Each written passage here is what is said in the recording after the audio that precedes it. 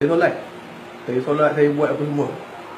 Tapi bila time solat tu kita rasa macam kosong, macam tak ada apa-apa. Maknanya bila dah fikiran kita rasa kosong, mata ni pula jadi melilau tengok benda-benda lain. Maknanya bila kat situ dah jadi macam kita tanya pula, pergi cari pada ustaz lah kan. Sebab orang kata kalau bab agama ni kita cari ustaz. Kita tanyalah dekat beberapa orang ustaz tentang solat ni kan. Bila kita tanya dekat ustaz tu, ustaz tu dia bagi jawapannya yang tak apa, buat je. Macam mana pun okey, buat je. Kita paksa juga diri kita buat. Tapi memang kita buat. Tapi bila kita buat tu kita rasa kosong. Dia macam tak ada rasa apa. Maknanya untuk apa kita solat ni kan? Lepas tu bila saya ada baca macam terjemahan ayat Quran yang mana dia katakan celakalah bagi mereka yang solatnya tidak khusyuk. Dekat situ kita dah rasa macam tersentak sikit kan. Celakalah bagi mereka yang solat tidak khusyuk. Itu dah satu. Lepas tu, dan aku ciptakan neraka will untuk mereka yang solatnya tidak khusyuk. Maknanya kalau kita solat dosa, kalau kita tak solat pun lagi berdosa. Itu jadi macam nak buat tak nak buat ni? Satu kacau bilau lah dalam fikiran kita ya. Satu kacau bilau. Okey. Dia di sini ya. Pakcik nak bawa dua persoalan. Satu firman, satu hadis. Dia kata kalau mengikut firman dia kata Bismillahirrahmanirrahim. Fawailul lil musallin allazina lahum an salatihim sahun. Sengaja aku jadikan wil atau neraka wil itu bagi mereka yang bersemayam kerana mereka tidak ada khusyuk di dalam semayang itu. Jadi maknanya kalau kita melakukan semayang kita tak ada khusyuk, dia kata wil tempat kita. Itu kalau kita melakukan. Kalau kita tak melakukan pula, kita rujuk hadis Nabi. Dia kata man taraka salatan muta'ammidan faqad kafara jihad. Barang siapa meninggalkan sembahyangnya dengan sengajanya, nyata dia telah kafir. Makna di sini kita dah terperangkap. Tak sembahyang, kafir. Sembahyang kan kita khusyuk, win. Jadi macam mana kefahaman kita supaya kita tidak menjadi khusyuk dalam sembahyang? Contohnya macam ini. Kita sembahyang berjemaah lah katakan ya. Apabila dalam masa kita berjemaah, kita sudah pasti mendengar imam yang baca surah Al-Fatihah dan surah yang lain. Apakah kita merasa imam tu membaca Fatihah tu bagaimana? Bagaimana kita merasakan imam tu membaca Fatihah? Adakah kita berimamkan sepolan atau imam Haji Sianu maksudnya? Umpamanya dia Haji Khalid umpamanya. Adakah kita berimamkan pada Haji Khalid? Sedangkan kita berimamkan Al-Quran. Wal Quran imami. Bukan kita berimam kepada orang tu. Kita beriman kepada Fatihahnya. Itu sebab syarat seorang imam tu hendaklah dia Fatihah dia hendaklah tak bacaannya betul. Qari dia tentang baca Al-Quran. Itu satu hal. Lagi satu hal, kalau di sudut ilmu usul dinnya, ini baca kata yang perlu sangat tentang usul din ni. Macam mana dia membaca Al-Fatihah contohnya. Apakah dia imam tadi yang membaca Fatihah tu, suara dia, kata-kata dalam membaca Fatihah tu. Sedangkan dalam usul din kita tahu kalam dengan mutakalimun. Kalam itu berkata-kata, mutakalimun yang berkata-kata. Adakah imam itu sendiri yang berkata-kata dan yang berkata-kata?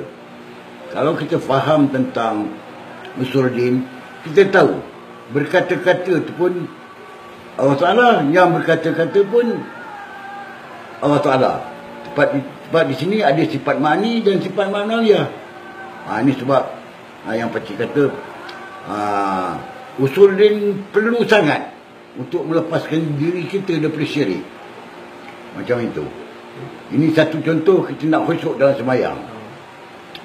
Lagi satu halnya umpamanya kita tengok lalulah tikus ke umpamanya.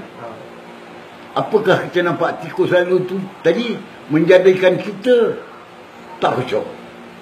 Kalau kita tidak ada ilmu, surah pasti, surah tentu.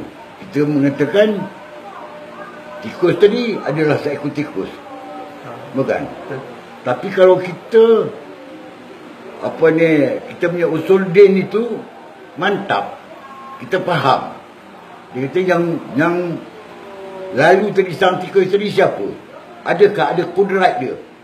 Adakah kudrat tikus itu ada mempunyai kudrat? Ini usul dia juga perlu mantap. Macam mana yang dikatakan tikus tadi lalu? Kita, dalam hati kita, itu bukan kudrat tikus. Itu adalah kudrat Allah Ta'ala. Kuasa dia yang memperjalankan tikus tadi. Di sini kita faham tentang kudrat dengan qadirun. Kudrat itu kuasa. Kuasa yang memperjalankan tikus tadi. Bukan kuasa tikus. Begitu dengan qadirun. Yang berkuasa atas tikus. Itulah kita nak kocok dalam sembahyang. Begitu juga dengan perilaku kita. Perilaku kita, umpamanya kita mengangkat Allahu Akbar. Apakah kita berupaya menyebut Allahu Akbar? Ini penting kita nak memahami usul din. Sedangkan Allahu Akbar itu sebutan. Apakah kita menyebut Allah Ta'ala itu? Atau Allah Ta'ala itu sendiri memuji akan dirinya? Allahu Akbar. Bukan kalam manusia, itu kadar kalam Allah. Itulah empat duduk sifat kalam dengan sifat mutakalimun. Siapa ni imam yang baca Fatihah tadi? Contoh. Macam tu juga kita dengan rokok i'tidal kita. Apakah rokok i'tidal kita itu daya upaya kita?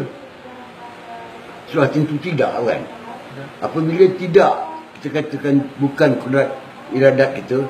Sedang tadi kalau kita nak rujuk pada mula tadi, la haula wala quwwata illa billah yang azim kan.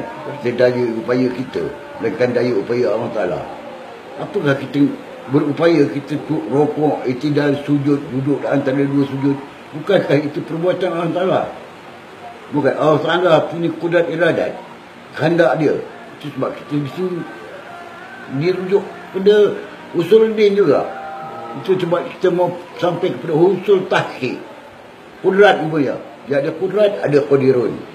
Macam tikus ni. Tikus dari jalan pun bukan dengan kuasa kita. Kita membuat rokok i'tidal tadi umpamanya, tak ada daya upaya kita. Ini satu perjalanan untuk menjadikan khusyuk. Kalau kita rujuk pada tak ada khusyuk. Tak ada khusyuk ni kita kerana apa? Kerana kita tak ada ilmu. Itu sebab dia kata qala hal yastawi allazina ya'lamuna wal ladzina la ya'lamun. Tidak sama orang yang berilmu dengan orang yang tak mempunyai ilmu. Orang yang mempunyai ilmu tadi dia tahu. Yang berbuat itu, yang melakukan rokok i'tidal tadi bukanlah lagi dia yang punya kuasa. Begitu juga dengan bacaan dia, bukan lagi dia yang berkata-kata. Berlainan dengan orang yang tak tahu. Tadi qala yastawi allazina ya'lamuna wal ladzina la ya'lamun. Tidak sama orang yang berilmu dengan orang tak mempunyai ilmu. Orang yang berilmu tadi cerita dia begini. Dah dikatakan Tuhan yang melakukan sesuatu. Tapi orang yang tak berilmu, dia merasakan dia yang sendiri yang membuat sesuatu. Dia sendiri yang membaca sesuatu. Dia lupa itu adalah kudrat Allah Ta'ala, iradat Allah Ta'ala, kalam Allah Ta'ala. Di situ letak syiriknya.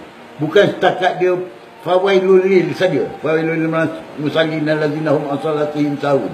Saja aku jadikan aku itu bagi mereka yang sembahyang kerana mereka lalai dalam masa yang sama dia syirik. Syirik macam mana? Dia menyangka perbuatan itu perbuatan dia. Ini dia. Faham sekarang kan? Jadi masalahnya macam mana sekarang? Sebab sedangkan je lah kalau kita tengok pun dekat